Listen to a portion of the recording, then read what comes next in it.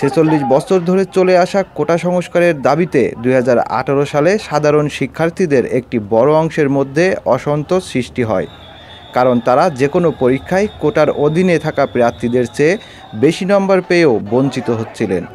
সে সময় বিভিন্ন সরকারি চাকরির ক্ষেত্রে 55% বেশি কোটা ছিল, যার মধ্যে মুক্তিযোদ্ধা কোটা 30%, জেলাভিত্তিক কোটা 10%, নারীদের জন্য 10% এবং ক্ষুদ্র নৃগোষ্ঠীর জন্য 5%। তবে নিয়ম অনুসারে এসব কোটায় যোগ্য প্রার্থী না পাওয়া গেলে 1% প্রতিবন্ধীদের জন্য বরাদ্দ ছিল। বাংলাদেশের চাকরির ক্ষেত্রে বিদ্যমান কোটা প্রথা বাতিল করে সে ব্যবস্থা পুনর্মূল্যায়ন করতে হাইকোর্টে 2018 সালের 31শে জানুয়ারি একটি রিট দায়ের করেন ঢাকা বিশ্ববিদ্যালয়ের একজন শিক্ষার্থী ও 2 জন সাংবাদিক।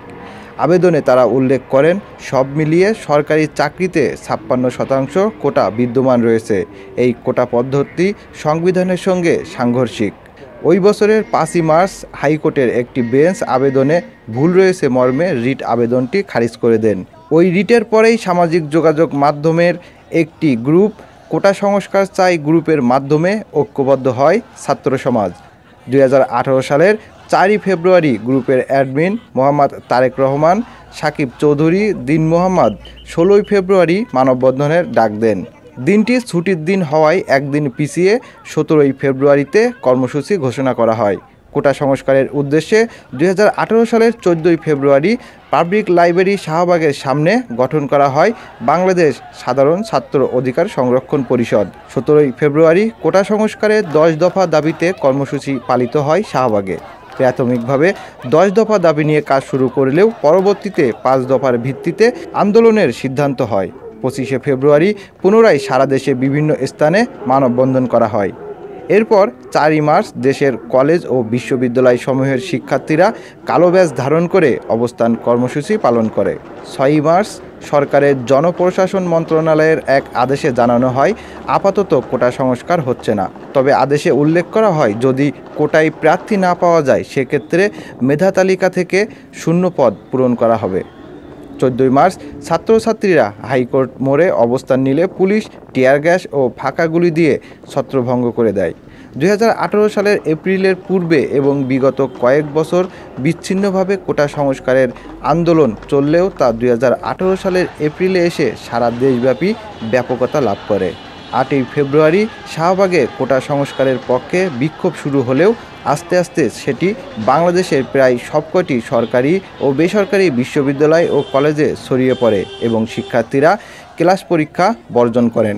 সে সময় পুলিশ কর্তৃক কোটা সংস্কার আন্দোলন কর্মীদের ওপর বিভিন্ন রকমের ধরপাকড় হয়। শিক্ষার্থীদের টানা আন্দোলন ও অবস্থান কর্মসূচির কারণে প্রধানমন্ত্রী শেখ হাসিনা তাদের দাবি মেনে নিয়ে 11ই এপ্রিল জাতীয় সংসদে তিনি সব কোটা বাতিলের ঘোষণা দেন, যদিও তখন পর্যন্ত এই সংক্রান্ত প্রজ্ঞাপন জারি করা হয়নি।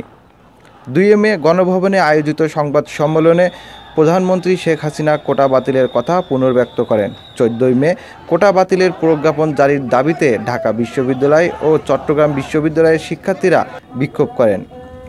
19শে মে রমজান মাস ও সেশন জট বিবেচনা করে পরীক্ষা বর্জনের কর্মসূচি স্থগিত ঘোষণা করে কোটা আন্দোলনকারীরা।